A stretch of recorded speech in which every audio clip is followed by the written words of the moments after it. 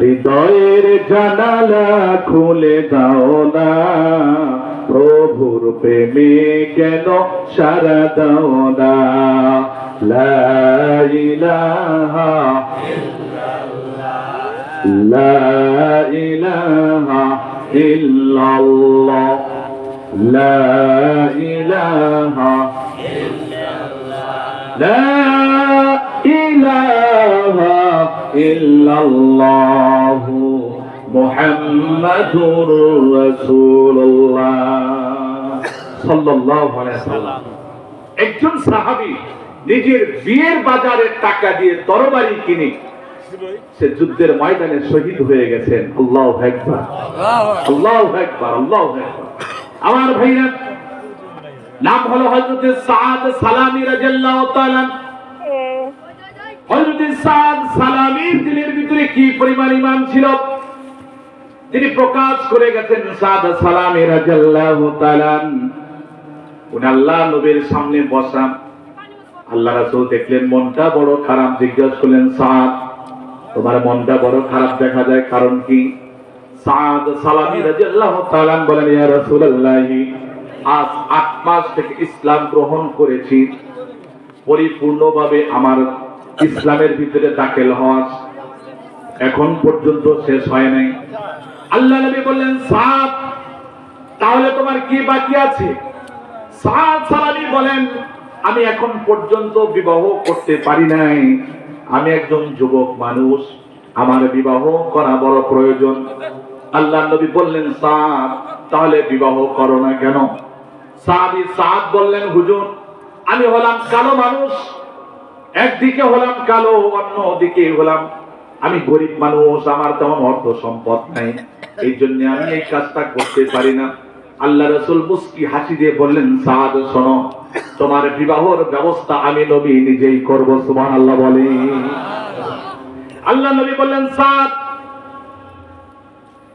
এই মদিনার সবচাইতে ধনী ব্যক্তি যিনি, তাদের মধ্য থেকে একজন, যারা ধনী ব্যক্তি তাদের মধ্য থেকে একজন, তার মেয়েকে দিয়ে তোমার বিবাহ হবে। দ্বিতীয়ত হলো এই মদিনার মধ্যে যে সবচাইতে সুন্দরী, যাকে মানুষ মদিনার হুর বলে, ওই মেয়েটার সাথে তোমার বিবাহ হবে। সুবহানাল্লাহ বলেন। সাদ বলে, হুজুর এটা কেমনে সম্ভব? আল্লাহ নবী বলেন, সাদ শোনো, আব্দুল ওয়াহাব কুরাইশি নামে আমার একজন সাহাবী আছে, মদিনার মধ্যে অনেক ধন সম্পদের মালিক, তুমি তার কাছে গিয়ে বলবা আপনার সুন্দরী মেয়েটাকে আমি সাদের সাথে বিবাহ দেওয়ার জন্য আল্লাহর নবী বলছে। সাদ বলে, হুজুর ধনী মানুষের একই তো হলো ধনী মানুষ, দ্বিতীয়ত হলো তার মেয়েটা বড় সুন্দরী, এত বড় বাড়িতে আমি প্রস্তাব নিয়ে যাওয়ার সাহস রাখি না, আপনি যদি একটা চিঠির মধ্যে লিখে দেন তাহলে সবচাইতে ভালো হয়। ভাই মুখে মুখে জমি দলিল দিয়েছে, হ্যাঁ, কিন্তু স্থানে নাই, ওই জমির দাম নাই। এমনি বেডিরে কইছে তোরে দিলাম 1 বিঘা, ওই মেয়ারে কইছে তোরে দিলাম, ওই পোলারে কইছে তুই 2 বিঘা, বউরে কইছে বাড়ি বিঘা সব তোমার, কিন্তু মারা যাওয়ার পরে কেউ আর পাইতেছে না। আর যদি লেখা দিয়ে যায় দাম কম না বেশি? এবং 100। সাদ সালামী বলেন, হুজুর আপনি যদি লিখে দেন তাহলে ভালো হয়। আল্লাহ রাসূল লিখে দিলেন, আব্দুল ওয়াহাব কুরাইশি তোমার সুন্দরী মেয়েটা আমি যে সাহাবীকে পাঠাইলাম তার নাম হলো সাদ সালামী, তার সাথে তুমি বিবাহের ব্যবস্থা করে দাও। সুবহানাল্লাহ বলেন। হযরত সাদ সালামী রাদিয়াল্লাহু তাআলা চিঠিটা নিয়ে যান, দৌড়িয়ে দৌড়িয়ে চলে গেলেন সেই বাড়িতে, সালাম দিলেন, ঘর থেকে বের হয়ে আসলেন মুরব্বী, চিঠিটা হাতে ধরে দিয়ে একটু দূরে দাঁড়ালেন। চিঠিটা পড়ে হযরত আব্দুল ওয়াহাব কুরাইশি তিনি একবার চিঠির দিকে তাকান, আর একবার ছেলেটার দিকে তাকান, মনে মনে ভাবেন, হায়রে কত সুন্দর সুন্দর মেয়েরা, কত সুন্দর সুন্দর ছেলেরা আমার মেয়েকে বিবাহ করার জন্য দাঁড়িয়ে আছে, এই কালো সাহাবীর কাছে আমার মেয়েটাকে বিবাহ দেওয়া লাগতেছে। এই তো আল্লাহর নবী বলেছে, এখন আমি কি করি? টেনশনে পড়ে গেলেন, চিন্তা ভাবনা করতে থাকলেন। এবার সাদ সালামি বলে, আমার বোঝা শেষ। এই বেচারা ইসলাম গ্রহণ করেছে বটে, আল্লাহ রাসূলকে মানে বটে, কিন্তু আমার এই চিঠিটা হয়তো সে আজকে গ্রহণ করবে না। অনেক মুসল্লি আছে, এই যে আমার হুজুর ইমাম সাহেব, অনেক মুসল্লি আছে ইমাম সাহেবদেরকে যথেষ্ট সম্মান করে, কিন্তু মাঝে মাঝে যখন তার দলের বিরুদ্ধে কথা বলে বা সুদ খায়, ঘুষ খায়, ওই আরো কিছু অনেক কিছু খায়, অনেক কিছু আছে না, আরো বোতল খায় ইত্যাদি খায়, এটার বিরুদ্ধে যখন কথা বলে তখন ইমামকে আর দেখতে পারে না। আছে না নাই? এরকম মুসলমান আছে না নাই? আমার ভাইরা, আমার বাজানেরা, হযরত সাদ সালামী রাদিয়াল্লাহু তাআলা মনে মনে ভাবলেন, হয়তো আমার চিঠিটা গ্রহণ হবে না। তিনি চলে আসতেছেন, এমন সময় ঘরের মধ্য থেকে সেই সুন্দরী রূপসী মেয়েটা বের হয়ে আসলেন। আচ্ছা, বাবাকে বলেন, বাবা, ওই যুবকটা আসলো হাসি মুখে, বের হয়ে গেল কান্না কান্না মুখে বের হয়ে গেল, মনটা খারাপ করে বের হয়ে গেল। বাবা কি জন্য এসেছিল? এবার বাবা বলতেছি, মারে, এই যে দেখো একটা চিঠি রাসূল দিয়েছেন, এই চিঠির মধ্যে লেখা আছে ওই কালো ছেলেটার সাথে তোমাকে বিবাহ দেওয়ার কথা। এবার মেয়ে বলে, বাবা আপনি কি বলেন? বাবা বলে, আমি একটু ভাবতেছি কি করা যায়। এবার মেয়ে বলে, বাবা আপনি যদি ভাবতে থাকেন আর ওই ছেলেটা যদি রাসূলের দরবারে চলে গিয়ে পৌঁছে যায়, হতে পারে আপনার বিরুদ্ধে আবু জেহেলের নামে যেরকম আয়াত নাজিল হয়, আবু লাহাবের ব্যাপারে, উতবা সাইবার ব্যাপারে যেরকম আয়াত নাজিল হয়, ওইরকম যদি আপনার উপরে আয়াত নাজিল হয়ে যায়, বাবা বড় মুশকিলে পড়ে যাবেন। বলে, মা তাহলে কি করতে হবে বলো তাড়াতাড়ি। আল্লাহর নবীকে যায় বলেন, হুজুর আমরা আপনার এই প্রস্তাবে, আপনার এই কথায় আমরা সবাই রাজি আছি। মেয়েরা আলহামদুলিল্লাহ বলেন। আজকে অনেক মেয়ে আছে, আজকে সমাজের মধ্যে আমরা অনেক বাবারা বড় বিপাকে, বড় পেরেশানিতে আমরা পড়ে যাই কি যাই না বলেন? মেয়েদের ভিতরে দিনদারি না থাকার কারণ, ঠিক কিনা বলেন? আমার ভাইরা, আমার বাজানেরা, সাদ সালামী রাদিয়াল্লাহু তাআলা রাসূলের দরবারে চলে গেলেন। এই দিক দিয়ে আব্দুল ওয়াহাব কুরাইশি উনিও পিছে পিছে দৌড়ে আসলেন। আল্লাহর নবীকে এসে বললেন, হুজুর আপনার এই ছেলের ব্যাপারে যে প্রস্তাব দিয়েছেন, আমার মেয়ে ওরা জানে, ওরা বিয়ের ব্যবস্থা করুন। আল্লাহ নবী বললেন, এই সাদ শোনো, মেয়েটা বড় সুন্দরী, এই সুন্দরী মেয়েকে বিয়ে করলে ভালো মহারণা দেওয়া দরকার। তুমি কি মহারণা দিতে পারবে নাকি? বলে, হুজুর আমি কিছুই দিতে পারবো না। আল্লাহ নবী বললেন, এই মেয়েটার মহারণা হলো 400 দিরহাম। 600 দিরহাম? 400 দিরহাম। সাদ সালামী বলেন, হুজুর আমি কই পাবো?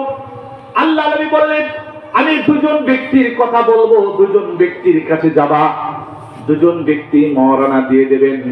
একজন হলেন হযরতে উসমান গনি, আল্লাহ রাসূলের মেয়ের জামাতা। সুবহানাল্লাহ বলেন। উসমান গনি রাসূলের মেয়ের জামাতা, অনেক ধনী ছিলেন। আল্লাহ রাসূল বিয়ে দিয়েছেন উসমান রাদিয়াল্লাহু তাআলার কাছে, অনেক সম্পদের অধিকারী উসমান রাদিয়াল্লাহু তাআলা। খালি ধনী দেখে বিয়ে দিয়েছেন তা নয়, আল্লাহ রাসূল দিনদার দেখে বিয়ে দিতেন। হযরত আলী রাদিয়াল্লাহু তাআলার কোনো সম্পদ ছিল না, দিনদারি ছিল। আলী রাদিয়াল্লাহু তাআলার কাছে রাসূল সাল্লাল্লাহু আলাইহি ওয়াসাল্লাম মেয়ে বিয়ে দিয়েছেন হযরত মা ফাতেমা রাদিয়াল্লাহু তাআলা। এখন একটা বিষয় আপনাদের বলি, আজকে অনেকেই অনেক মেয়ের ব্যাপারে বিয়ের প্রস্তাব নিয়েছে। আমরা মৌলবীরা, অনেক হুজুরেরা, অনেক এলাকার আলেমরা একটা বিয়ের প্রস্তাব নিয়ে আসলো। বলে, ভাই আপনি বড় ধার্মিক, 3 চেল্লা দিচ্ছেন, অমুক পীরের মুরিদ, নামাজ কালাম ঠিক মতোই পড়েন, আপনার মেয়েটা একটা আলেম মান জামাইয়ের সাথে বিয়ে দিয়ে দিন। তো না, আরে মৌলবীদের কামাই আছে নাকি? অথচ সে নামাজ পড়ে, ধার্মিক, 3 চেল্লা 5 চেল্লা, তারপরে আরো অনেক তার সার্টিফিকেট, হজ করছে, আগে সুদ খাইছে এখন খায় না, আগে ঘুষ খাইছে এখন খায় না, সব ছাইরা দিয়ে ভালো হয়েছে। এই তাও হুজুরের সাথে বিয়ে দিব না। হুজুরের কি নাই? অর্থ নাই। দিছে একজনের কাছে টাকাওয়ালা, টাকাওয়ালা দেখা দিছে, দিনদারি দেখা যায় না।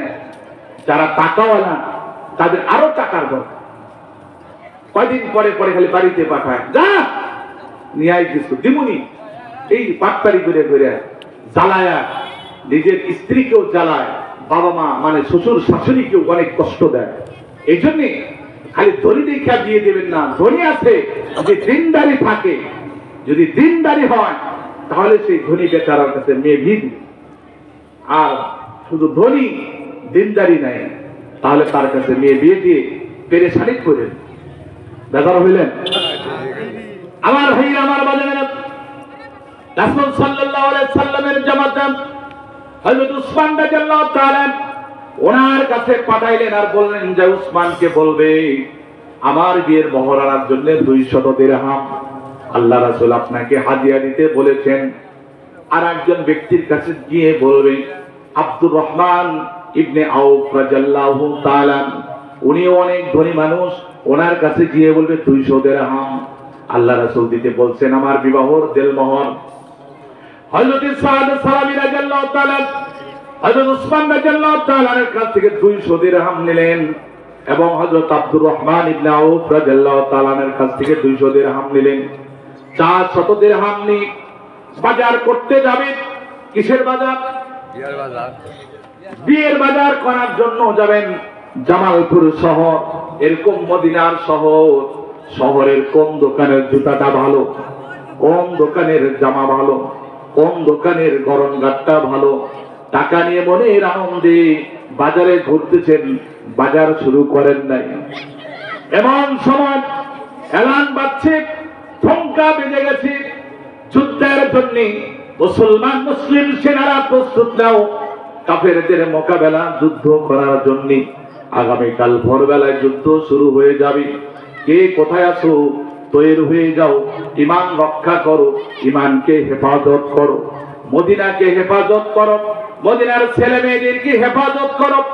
যুদ্ধের আওয়াজ যখন তার কর্ণকুহরে পৌঁছে গেছে, সাদ সালামী বলেন, হাই আমি যার জন্য এত টাকা হাতে পাইলাম, যার কারণে মদিনার সুন্দরী মেয়েটা আমাকে বিয়ে করার জন্য তৈরি হয়ে গেল, যার কারণে আমার এত আজকের দাম হয়ে যাচ্ছে, আমি থাকবো বিয়ে করে বাসর ঘরে পড়ে থাকবো, আর আমার নবী যুদ্ধের ময়দানে কষ্ট করবে, হতে পারে আমার নবীকে কাফেররা আঘাত করবে।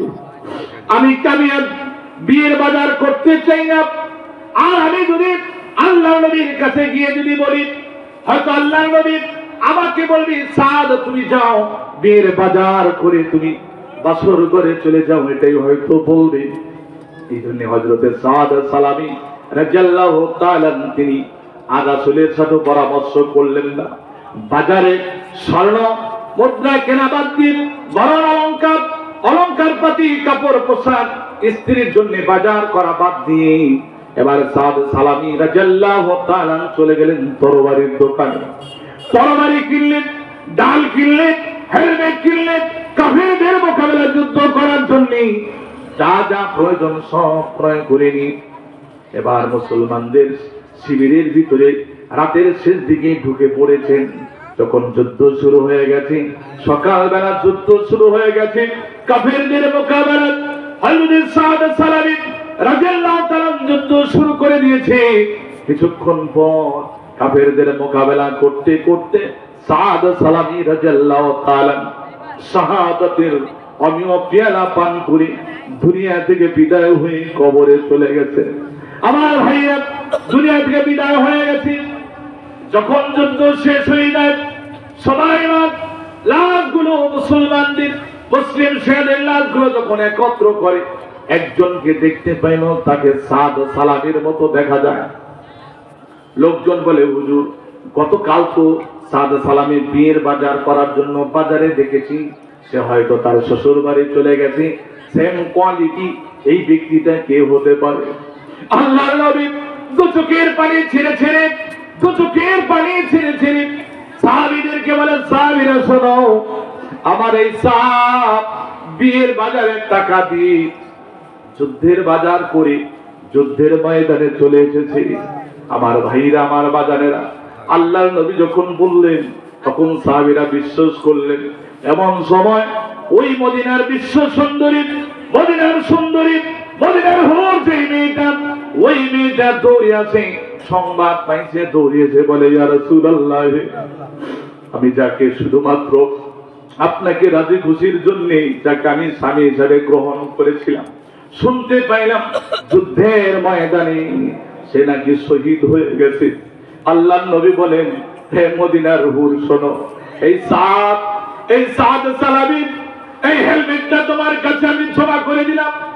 এই সাদ সালাবি তরবারি, এই সাদ সালামির ঘোড়াটা আমি তোমাকে দিয়ে দিলাম। কাল কিয়ামতের ময়দানে আল্লাহ তাআলার কাছে তুমি নালিশ করবা, বলবা না তোমার রাসূলকে ভালোবাসতে কি এমন একজন স্বামী চয়েস করেছিলাম, সেই স্বামী বিয়ের বাজার করা বাদ দিয়ে যুদ্ধের বাজার করে শহীদ হয়ে গিয়েছে। আমার স্বামী যদি তোমার জান্নাতে চলে যায়, আমার স্বামীর উসিলায় আমাকেও তুমি তোমার জান্নাতবাসী করে দাও। আমার মা বোনেরা আছেন, এই যে কবরে কতগুলো মানুষ চলে গেছে। আহা, আমার কথাটা হলো এই, তারা কেন দুনিয়া থেকে নিজেদেরকে উৎসর্গ করে তারা কেন মৃত্যুকে বেছে নিয়েছিল? যাদের যাদের কথা বললাম, আমরা এই দুনিয়ায় কি পাইলাম? আল্লাহ নবী বলেন, এই পৃথিবীর মানুষ তো স্বভাব তোলে এরকম, অন্যর একটা যদি বকরি থাকে, একটা বকরি, এই মানুষ মনে করে বকরিটাও যদি আমার হইতো তাহলে কতটা ভালো হইতো। এই হলো মানুষের আমাদের স্বভাব। আমার ভাইরা, হায়াতের জিন্দেগি এক সময় শেষ হবে কি হবে না? কথা বলো, শেষ হবে কি হবে না? ওয়ালিকুল্লি উম্মাতিন আজাল, ফাইযা জাআ আজালুহুম লা ইস্তাখিরুনা সাআতাও ওয়া লা ইস্তাকদিমুন। প্রত্যেকটা জাতির সময় শেষ হয়ে যাবে, নির্দিষ্ট একটা সময় আছে, সেই সময়টা শেষ হয়ে যাবে। এখানে যারা বসেছে বাবা, আল্লাহর ওলি কেলাম রাহমাতুল্লাহি আলাইহির জীবনী একটা ছোট্ট মেসাল আপনাদের সামনে শোনায় দিয়ে যাই। অনেকের বাবা দুনিয়া থেকে বিদায় হয়ে গেছে, বাবার জন্য কিছুই করেন না। বাবার বাড়িটা, বাবার ঘরের খাটটা, বাবার রেখে দেওয়া গাছগুলো বাবা গেড়ে গেছে, ফলগুলো চুষা চুষা খাইতেছেন, কি করলেন বাবার জন্য? বাবার সম্পদ গুলো ভোগ করতেছেন, কি করলেন? মসজিদের ইমাম সাহেব, মাদ্রাসার হুজুর যদি আপনার বাড়িতে যায়, তাহলে আপনি ধমক দিয়ে সরিয়ে দেন, বাবার জন্য তো কিছুই করলেন না। ওই কবরে যেতে হবে কি হবে না বলেন? ওই তোর গোনা দিন রাইয়া যাবে, যৌবনে লাগবে ভাতি, ওই যে দেখো ডাকিতেছে তোমায় কবরের মাটি, ওই যে দেখো ডাকিতেছে তোমায় কবরের মাটি। সন্ধ্যার আগে যেদিন ডুবিবে বেলা, এক নিমিষে ছিন্ন হবে রঙের মেলা। কার দিবা জোরে ধমক, কার মাথায় মারবালাথি, ওই যে দেখো ডাকিতেছে তোমায় কবরের মাটি। ঠিক না বলেন? খবর পেয়ে আসবে আত্মীয় স্বজন, তোমার লাশের চারিপাশে বসে করিবে ক্রন্দন, সাজাইবে তোমায় মনের মতন কি সুন্দর পরিপাটি। ওই যে দেখো, ওই যে দেখো ডাকিতেছে তোমায় কবরের মাটি। কবরে যেতে হবে কি হবে না বলেন?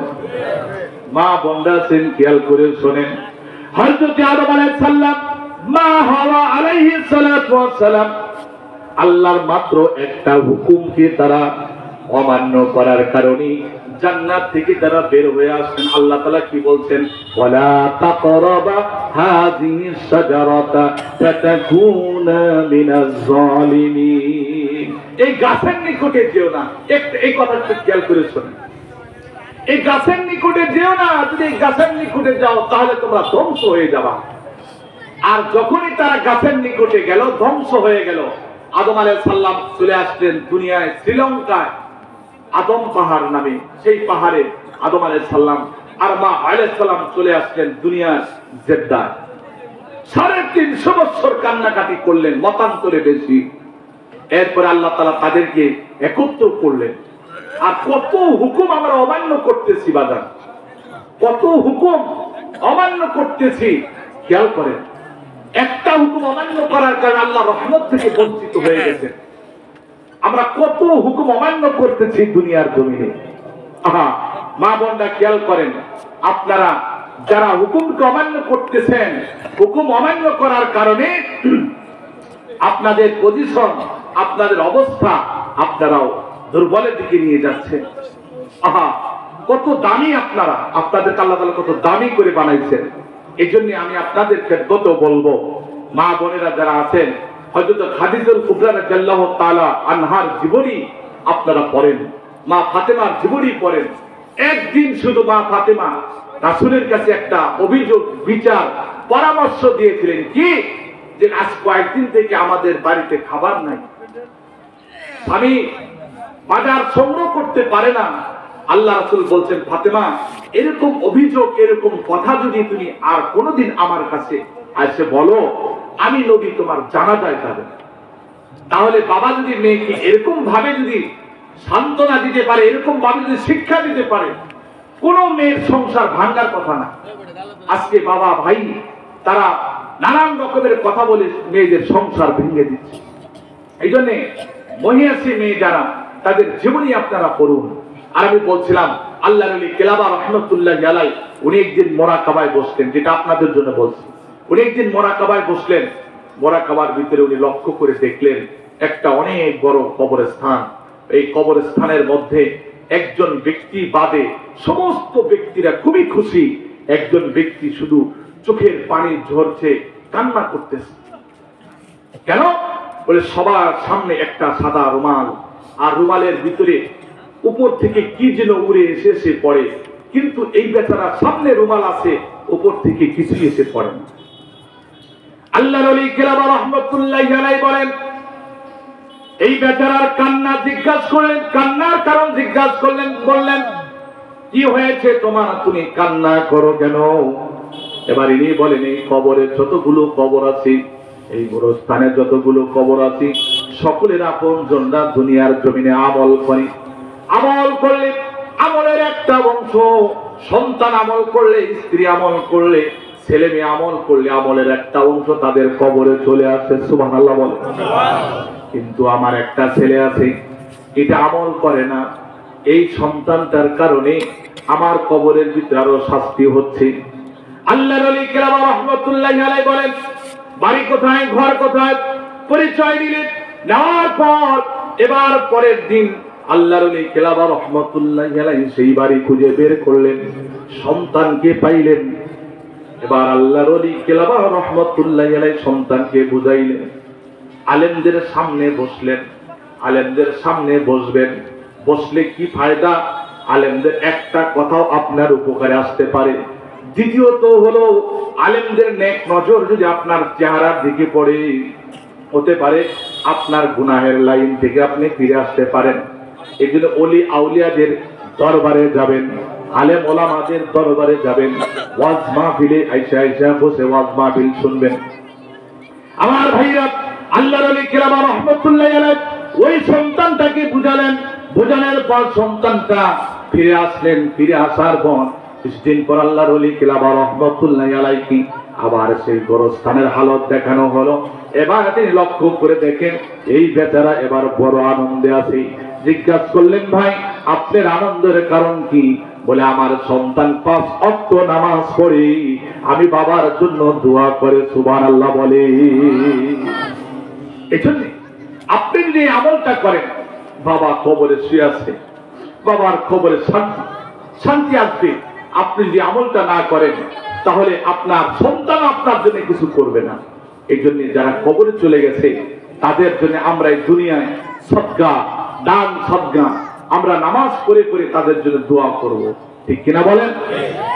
আল্লাহ তাআলা আমাদের সকলকে তৌফিক দান করেন বলে আল্লাহুম্মা আমিন। এই দুনিয়ায় হইছে বিয়া রঙিন কাপড় দিয়া, আরো একবার হবে বিয়া সাদা কাপড় দিয়া। বাগান কোন সময় যে কবরে চলে যেতে হবে বলা যায় না। ওই কবরে বাবা গেছে, বাবার কবরের পাশে একদিনও তুমি দাঁড়াও নাই।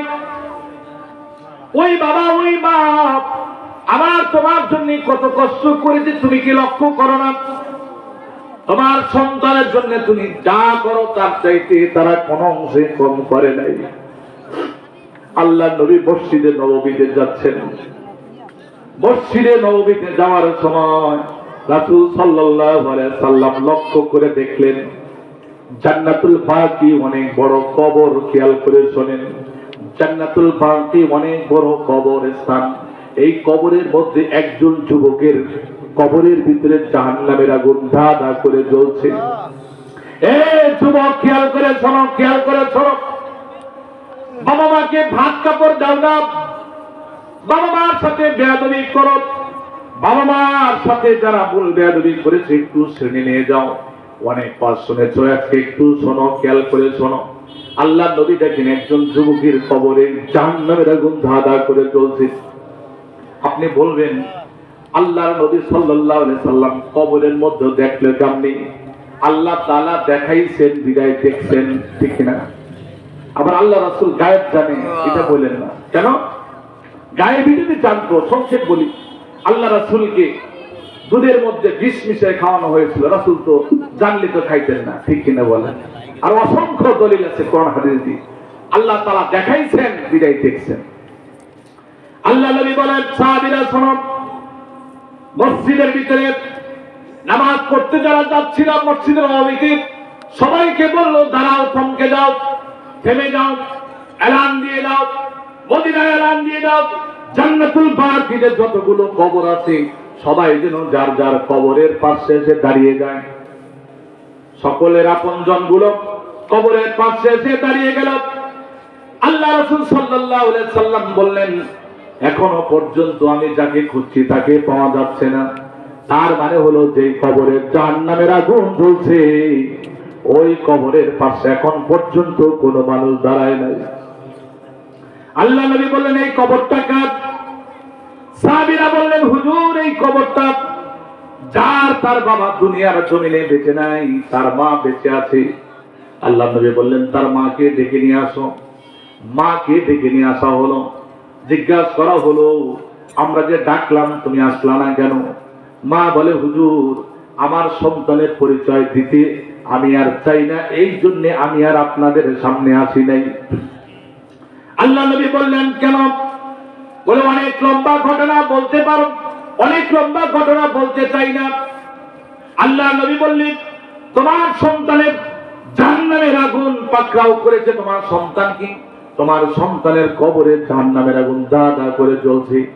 মা বলি আল্লাহর কাছে বিচার দিয়েছি, তাহলে বোধহয় বিচার শুরু হয়ে গেছে। অনেক মা অনেক বাবা আল্লাহর কাছে বিচার দেয়। গ্রামের মানুষ ওই বদমায়ের সন্তানের বিচার বহুবার করছে, কামায় না। এই জন্য অনেকে আছে আল্লাহর কাছে বিচার দেয়, আছে না নাই? আমার ভাইরা, আমার বাজানেরা, যুবক সোনামণিরা খেয়াল করো। এবার মা বলতেছি আল্লাহর কাছে বিচার দিয়েছি, তাহলে হয়তো বিচার শুরু হয়ে গেছে, ভালোই হয়েছে। আল্লাহ নবী বলে বাপ তোমার সন্তানকে তুমি মাফ করে দাও। আমি নবী চাই না আমার একটা উম্মত, আমি নবী চাই না আমার একজন সাহাবী জাহান্নামী হোক, এটা আমি চাই না, আমার বড় কষ্ট লাগে, মাফ করে দাও। মা বলে না আমি তাকে মাফ করতে পারি না। বারবার বলার পরে আল্লাহ নবী বলেন তাহলে কি ঘটনা তুমি বলো, বলতে হবে। এবার মা বলে হুজুর গো এই বাচ্চা যখন ছোট, একেবারে ছোট থাকা অবস্থায় তার বাবা দুনিয়া থেকে বিদায় হয়ে যায়। বাবা বিদায় হওয়ার পরে আমি বিভিন্ন ভাবে বিভিন্ন কৌশলে বিভিন্ন বাড়িতে কাজকর্ম করি, এই সন্তানটাকে আমি লালন পালন করে বড় বানাই। এই সন্তানকে যখন আমি বড় বানাই, এই সন্তানের প্রয়োজনে তার একটা ঘর বানায় দিই, এই সন্তানের প্রয়োজনে তার একটা বিবির ব্যবস্থা, বিবাহের ব্যবস্থা করে দেই, তাকে আমি অনেক দিক দিয়ে, সব দিক দিয়ে, অনেক দিক দিয়ে তাকে আমি সহযোগিতা করে বড় করে তুলি। কিন্তু হঠাৎ একদিন তার স্ত্রীর কথা শুনি আমাকে সে প্রহার করেছে। এটা আমার সবচাইতে বড় দুঃখ। আমি বলেছি আল্লাহর কাছে বিচার দিয়েছি, আর কারোর কাছে শোনাইতে চাই নাই। এই জন্য আমি তাকে মাফ করব না। আল্লাহ নবী বলেন, মা তুমি তাকে মাফ না করলে জাহান্নামের আগুন থেকে সে বাঁচবে না। আল্লাহ নবী বারবার বলার পরে মা রাজি হয় না। আল্লাহ নবী এবার বলে, রব্বে কারীম মুস্তাজাবুদ দাওয়া। নবী বলে, রব্বে কারীম, আমি যে জাহান্নামের আগুন এই কবরের ভিতরে জ্বলতেছে, আমি যে দেখতেছি এই দৃশ্যটা আমার চোখের যেরকম তুমি আজকে পাওয়ার করে দিয়েছো, জ্যোতি দিয়েছো, সেম দৃশ্যটা, এই পাওয়ারটা তার মার চোখে তুমি লাগায়া দাও। আল্লাহু আকবার বলেন, মার চোখে লাগায়া দাও। এবার মার চোখে যখন লাগায় দেওয়া হইল, মাকে কত পিটাইলো, মাকে কত লাথি দিল, মাকে খাবার দিল না, মাকে কত কষ্ট দিল, কত নির্যাতন করলো, গলা ধাক্কা দিয়ে মাকে ঘর থেকে বের করে দেয়। কত রকমের সন্তান পৃথিবীর জমিনে পাওয়া যায়। এই মা এবার যখন নিজের চোখ দিয়ে যখন দেখলো কবরের মধ্যে আগুন জ্বলতেছে, মা বেকট আওয়াজে একটা চিৎকার দিয়ে বলে, ইয়া রাসূলুল্লাহি, আপনাকে সাক্ষী রেখে আমি বলতেছি, আমার সন্তান যত কষ্ট আমাকে দিয়েছে সব ভুলে গিয়ে আমার সন্তানকে আমি মাফ করে দিলাম। আরো জোরে বলেন না সুবহানাল্লাহ। আমার বাবা, ওই মা তোমার কবরে শুয়ে আছে, ওই বাবা তোমার কবরে শুয়ে আছে। একটু চোখের পানি ফেলে একটু মার জন্য, বাবার জন্য যত ভুল, যত বেয়াদবি করেছো, আল্লাহর কাছে মাপ চাও। খবরের উদ্দেশ্যে মা বিলেছে, একটু কবরের হালত শুনে যাও, তা নাহলে তুমি মারা যাবা, কবরের ভিতরে জাহান্নামের আগুন ধা করে জ্বলবে। কত মানুষ দেখছি ভাই গো এই দুনিয়া, মায়ের মতো আপন কেহু নাই রে না। ঠিক কিনা বলেন? যে কথাগুলো বললাম আমাদের সকলকে বোঝার, আমল করার তৌফিক দান করেন। আল্লাহুম্মা আমিন। সবাই বলেন আল্লাহুম্মা আমিন।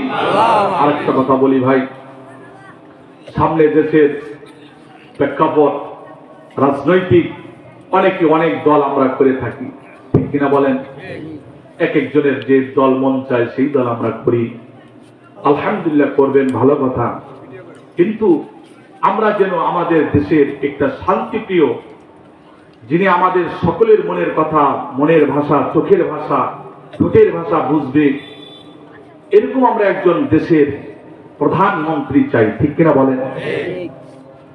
আমি একজন ব্যক্তি, আমার মতো কতজন 2-3 মাস পর্যন্ত আপনাদের এই জামালপুর জেলে অনার্থক মিথ্যা মামলায় আমরা সাজাপ্রাপ্ত হয়ে থেকেছি। এরকম যেন আর আলেম ওলামাদের উপরে নির্যাতন, অত্যাচার যেন না হয়, এটা আমরা বুঝি, আমাদের বড় কষ্ট। অনেকে বলে, হুজুর এই কথাগুলো আপনারা মঞ্চে বলবেন না, স্টেজে বলবেন না। আসলে এটা ধরে রাখাও যায় না, খুবই কষ্ট লাগে।